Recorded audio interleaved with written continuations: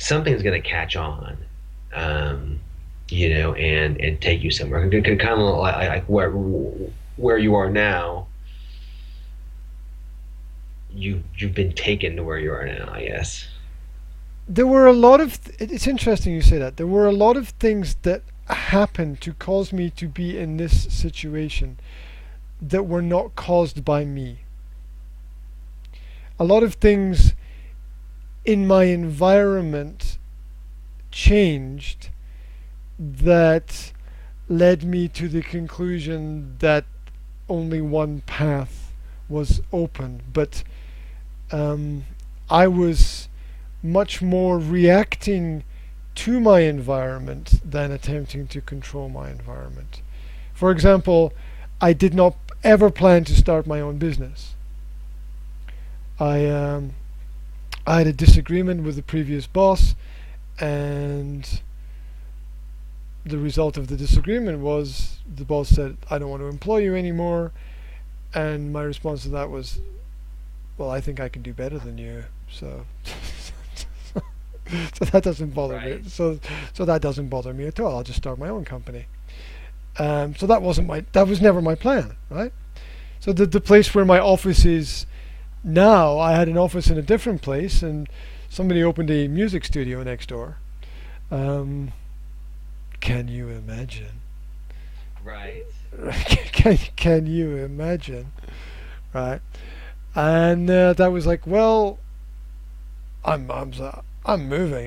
This is Right. silly, right? This is just silly. Right.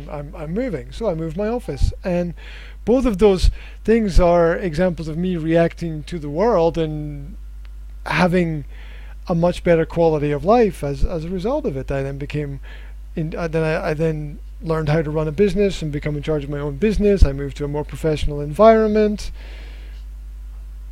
I improved my contacts with people.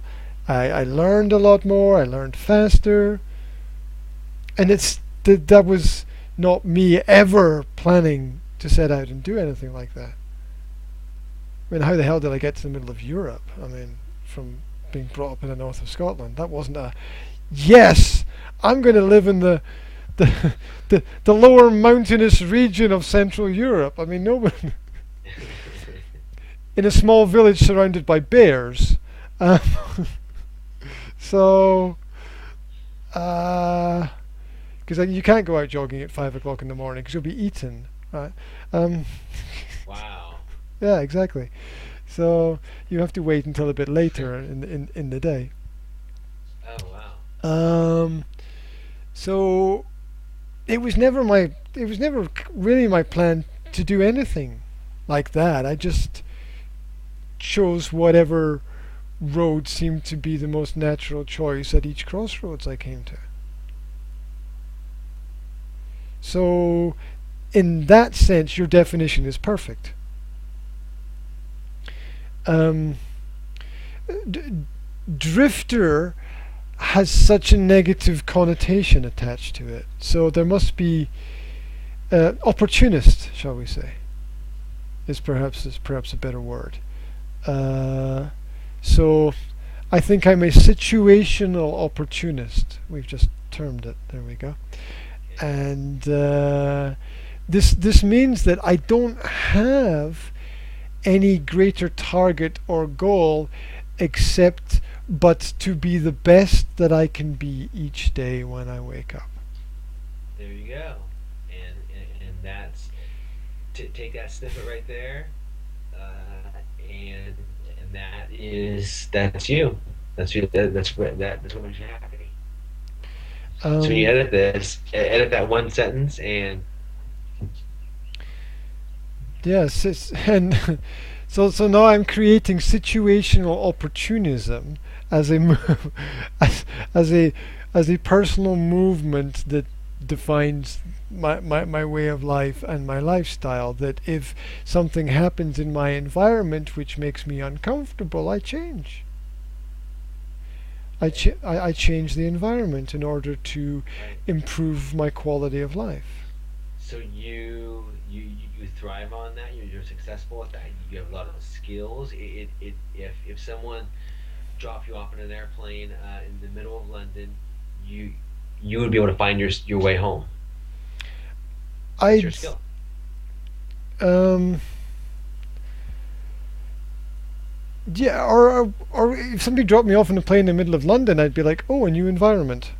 What's what's possible here? I might even forget that home Right. exists, right? Because that would Right. be observing the situation and the opportunities that exist there. And the way I see the world is that there is nothing but situation and opportunity at every turn. Mhm. Millions or billions of situations and opportunities every day. Millions and billions of decisions that are made. People who move house every day, people who travel to a different country every day, people who set up new meetings for their business every day, people who buy a new car every day. And every day that there are business transactions, there are things going on. And this is sort of part of what I want to explore. Um, I've just realized something as well as I've been speaking. I've been searching through my mind to see if this has happened previously in my life. I've lived in 18 different places. Now I think that's probably more than most people. I don't know. Maybe it's not. It's more than most Like people. you mean like country cities or what? Um, Not 18 Like different countries. houses? Yeah, yeah. Say 18 different. Yeah, yeah. So I don't know what the average is. Maybe the average is a lot for a lot of people. I don't know. Most people I know are like they've lived in 5 or 6 different places, but Yeah, right. I've lived in 18, and there seems to be an always searching for more kind of element to that I don't seem to be happy if things stay the same for too long a period of time. I like to see some kind of You like variety? progress. On no, I progress over variety. Variety would suggest more of the same, but different. If that makes sense. More of the same, but different. Thank you. And um,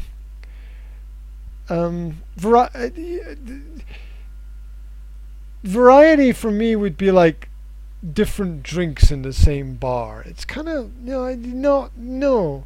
It would be like I'd want to go to see other places, right? I mean, you can give some people a large amount of variety in the same place. Like think about how many films come to the cinema, local cinema sort of thing, every week or whatever. People have got endless entertainment, but that wouldn't be satisfactory for me unless the quality of things get better. I'm not satisfied if quality does not get better. If the quality of something does not get better, I get very frustrated very quickly because I think the the whole point of life is to make everything as good as we can make it, not even for ourselves, but for the people around about us and whoever comes after us. So, uh,